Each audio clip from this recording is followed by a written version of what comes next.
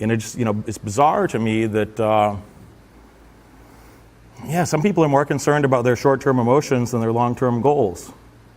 How many of you are the opposite? How many of you, you'd be willing to tolerate some volatility and some pain or suffering in the short term to accomplish your fucking real goals in life? And how many of you, be honest, how many of you are uncertain what your fucking goals even are right now? That's fair. That's why you're here. Nothing wrong with that. Nothing wrong with that. Fix it. Fix it. Leave here with more fucking clarity. Leave here with more clarity. Sometimes a poor bastard asks me a well-intentioned question along the lines of like, Derek, sometimes I'm not very motivated. Derek, I feel kind of apathetic. What do I do, Derek? Derek, what do I do? And I said, well, you're going to die someday, dumbass. What do you want to do between now and then? You're going to die. How many of you can do some basic math in your head? What's up, man? No, yeah, I remember you. A lot of faces I know in here. Any case, how many of you, a human life is like, on average, it's about 28,200 days. 28,200 days, and you already got thousands of days behind you. And what do you want to do between now and then? How improbable is it? Like, is anybody here still suffering the delusion? It's probably a lot, and I don't say that with disrespect. It's just that that's what most people are. Is that, how many of you feel like you've actually accepted your mortality? How many of you actually think like you're aware, like, yes, I'm going to die, and that's a motivator for you? Yeah, it's older. It's people my age, and a few people that had some hardships or difficult times in their life. There tends to be a correlation there. And then, some of you think you're in a fucking Katy Perry song or something. That, how naive. Like, you're not going to get shit done until you realize, like, oh, I'm going to fucking die. What would I like to do between now and then? The thing that makes you respect your time most is knowing how precious it is knowing that it's limited. And a limited amount of anything makes it a lot more valuable, doesn't it? That's just basic economics. You learn that in your first day of an Econ 101 class. A constraint of a resource that's perceived as valuable is extraordinarily precious. The more constrained, the more precious. And you only got so many days. Don't waste them. Don't waste them. Your family, your friends are going to die, and it gets worse. You're going to die too. How do you want these relationships to be? Think about the mortality thing as your friend. It's going to help you. It's going to help you quite a lot. And how much time do you want to waste? You might as well schedule that with yourself. In psychology, they call this the big three. They talk about the three negative emotions, primary negative emotions that a person has is anger, depression, or anxiety. And everybody has all three, but you tend to have a predominant one, and then a second one, and then a lesser relevant. But everybody has all three. And just schedule yourself. What are the things that are making you angry, or depressed, or anxious? And most of this comes from an incongruency between your thoughts, words, and actions. It's related to what you said about being more honest and open. And people are so full of shit. When you turn on television, everything is fake news. Everything on television is fake news. Everything on your social media is fake news. I think people are really. People come to see me. They like me because they might not even agree with me on some things, but they know they could hear an honest opinion about something. They know I'll just say whatever the fuck I think. I don't really give a fuck about a secondary agenda that finances are going to be great. I mean, we're here in New York. There's plenty of people in New York that have more money than me. Okay, but I also don't have to work another day in my life. I also have a very comfortable life, a very, very comfortable life. Or it could be a comfortable life. I kind of go out of my way to go create new project. I feel happiest when I'm engaged in doing something. I think a lot of you, how many of you really feel happiest when you're engaged in the middle of something kind of difficult? You're this, to the point that it kind of sucks, but there'll be a good payout at the end. I think a lot of us really find some of our happiest moments are there. Some of your proudest moments in reflection are there. And try to find more of that every day. Now, regarding those three negative emotions, you might some of you will gloss over this. And I would argue to you that I'm about to give you a piece of advice that if you just implemented this, it'd really change your life. It'd really change your life in a very positive way. And most of you won't. That's fine. Continue to suffer. But it's self-imposed. You don't have to. You know, those negative emotions, just schedule with yourself. Now, you're going to feel the emotions, so there's no sense in beating yourself up. There's no sense in repressing your emotions. It's okay to be emotional. Everybody is. All the humans are. There's not a rational human anywhere. Where have you met a rational human? Some are gradients, a few gradients more irrational than the other ones, but we all do things for emotional reasons. That's what humans do. That's what a human is. So don't suppress your emotions. It's not going to help anything. It's going to make you feel numb or resentful or bitter about certain things. But what if instead you're like, okay, I'm feeling anxious or I'm feeling depressed. Something happened and now I'm depressed. Schedule it with yourself. Don't suppress the emotion. Schedule yourself. How long should I stay depressed? How long should I stay depressed? How much of my life do I want to squander right now? 28,200 days. How much should I allocate towards depression? Why don't you write that number down? What do you think the average age in the room is? Late 20s, 30-ish? I'm going to go at 30-ish for easy math. So maybe you're going to live to be 90. So then what's this, 60 years times 365? How many days we got there? It's about 22,000. So if you made it till 90, you got about 22,000 days on average. So how many of those days, just write down a number. How many do you want to be depressed?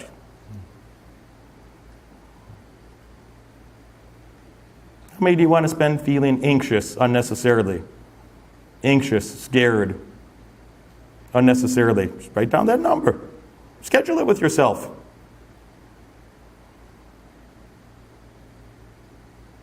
Angry. How many of you spend plenty of time being angry? I spend plenty of time being angry. You too, sir.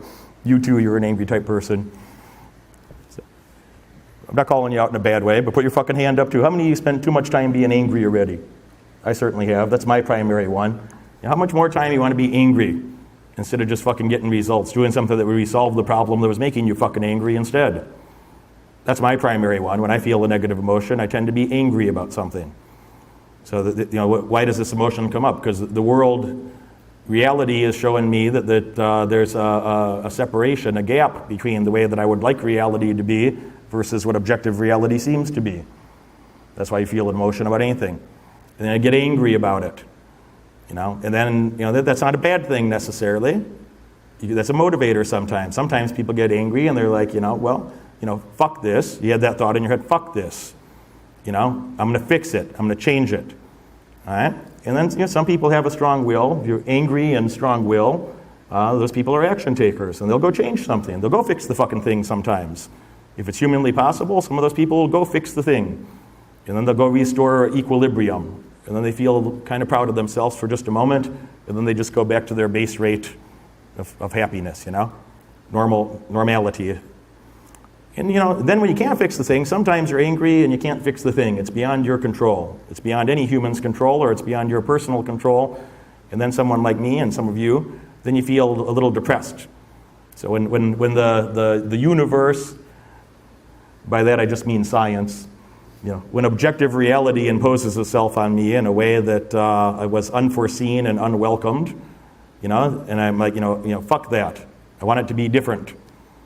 But I'm not humanly capable of making it different. Then you might feel a little depressed for a moment. You're like, oh, I'm incompetent or I'm incapable. It's hailing right now, and I'd prefer it to not be hailing. Well, there's nothing I can fucking do about it.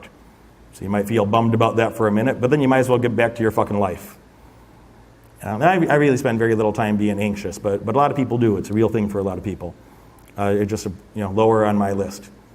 But something I found very useful about this, and those of you that implement it will feel great about it too, is like literally schedule it with yourself. This takes tremendous discipline.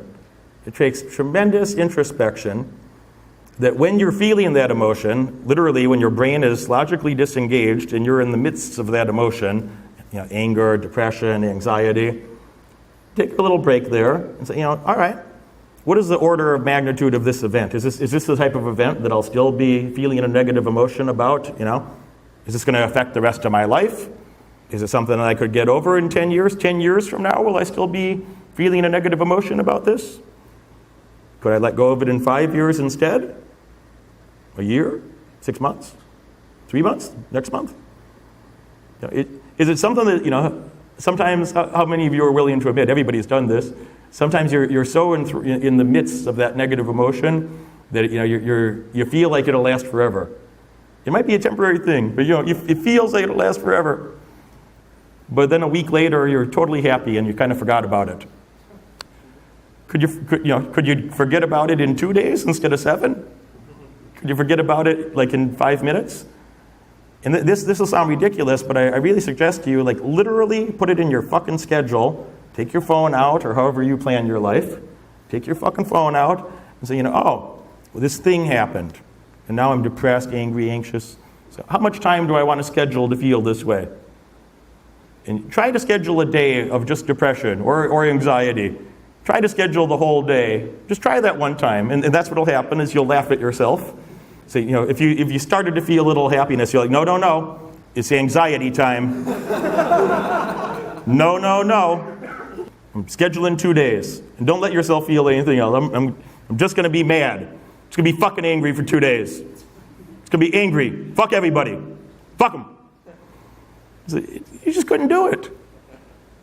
And see, now again, the only difficult part about this, there's 2 parts, is A, remembering to do it when you're in an emotional state, because that takes a little training to remember to do that when you're in an emotional state, and then B, to have the discipline to actually write the fucking thing, write the amount of time, schedule it on a piece of paper. From 3 p.m. till 5 p.m., I'm going to be fucking angry. Nothing but angry. Fuck them all. You just couldn't do it. You couldn't get through that time.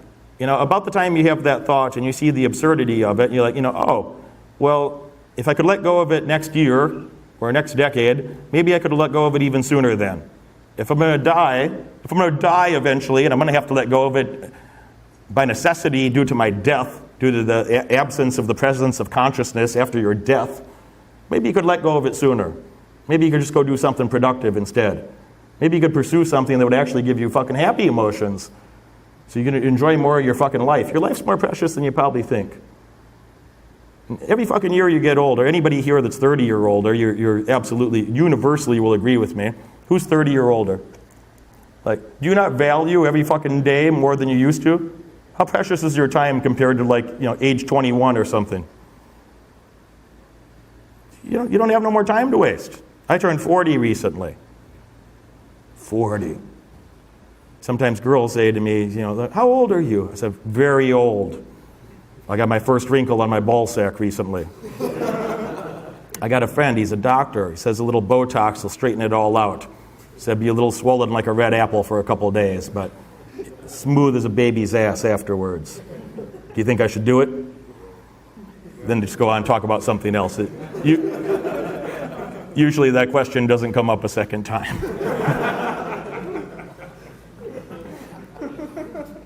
Spend more time laughing about something. Just do those 3 things that you wrote down. Go work on those projects instead. It just do so much for your life. It's just hard to be in a bad mood if you objectify it like that, and you're like, oh, it's going to end anyway. At some point I'll get over this mood. So let me just schedule some time on the front end to really embrace that mood. And you'll get over it. Now look, you got a death in your family, somebody that you cared about. Some of you have a family member that you like, and they're going to die too, and that's unfortunate. That doesn't mean that, again, I didn't tell anybody to repress your emotions. I said quite the opposite. Embrace your emotion. Schedule it. If a valued friend or family member dies, there's nothing wrong with mourning that for a moment. There's nothing wrong with spending a couple of days being, that's a bummer. I had plenty of deaths around me. Friends, family members, etc. I'm going to have more. But, how many of you got motivation problems? Yeah, tell me all your problems. Tell me your sad stories. Why don't you go to the gym, sir? Talk louder. It's louder. I mainly have issues getting out of bed in the morning. I don't feel like motivated unless it's not a pressing need to. I don't get out of bed. No pressing need. First world problems. What else? One of my biggest problems, in terms of going out, is just finding the time, the physical time to schedule it into my schedule. That's Everybody gets 24 hours in their day. Everybody gets 24 hours. Those that are better economists and utilize it more wisely, they get better outcomes. And the other group, that's called a loser. Which group do you want to be in? What are some of your rest of your excuses? Tell me your sad stories. Fear of success. Fear of success. My dick might get too big. Fear. What's going to happen if you're successful? Then you have cognitive dissonance because your dad or your stepdad or somebody told you weren't supposed to be that successful. Or your tiger mom told you it was never good enough. So which one is it? Which permutation? What do you got? Your tiger mom and an oppressive dad. You poor bastard. He's got arthritis on his fingers from his parents beating him to play that piano. What instrument do you play? Drums. How did I know? What's going to happen if you listen to that? Why did your parents do this? First of all, why did your parents... Somewhere in the background, is there a tone that they'd like you to do good at the drums? They'd like you to do good at your academics. They'd like you to do good at some other things. Was that not kind of the tone in the background? But then it's also never good enough, huh? Never good enough. On the opposite side of that equation, there's like some feral child like myself that should have been raised by wolves or chimpanzees, and I would have had a better outcome, And my dad was in prison. Well, your dad was trying to tell you something. My dad was in prison. He was a rather large-scale cocaine trafficker. And then my mother, she's a wreck. And that's the opposite side of that equation, is I didn't really have any good role models or structure. You might feel that you didn't have good ones either, and you might be right. I'm not saying that's not true. But yeah, there's another weird type of human in the world, like myself. There's some of those that they didn't really have any structure. And I had no respect for curfew laws, or my mom would say I'm grounded, and I'd say fuck you, bitch, you're grounded, and go to your room. No, go to your room. And I'm not bragging about it. I'm just, there were things that turned out good about that, and there were a lot of things that I really could have used more structure. I wish I had more positive role models when I was younger, because I really didn't. I had a lot of negative role models. I learned a lot of things in my community from watching people in my area and in my family. I learned a lot of what not to do's, but I didn't really have anybody tell me what to do. With that lack of guidance, there's a lot of pain that comes with that too. You have uncertainty. You have you feel unloved in certain ways. You have a lot of uncertainty that you don't know what to do. You want to do better, and then for me, I had to do a lot of guess and check, and that meant I had a lot of violence in the neighborhood, and a little violence in my home, and a lot of violence in school and with the boys in the community. Suspended from school, sometimes 40, 45 days a year, suspended from school, so a quarter of the school year, in court, so misbehaved through grade school that my mother would be in court, trying to not have me, turned over to custody of the state. And, later on, you go to jail. I went to jail when I was 17, back to jail when I was 18.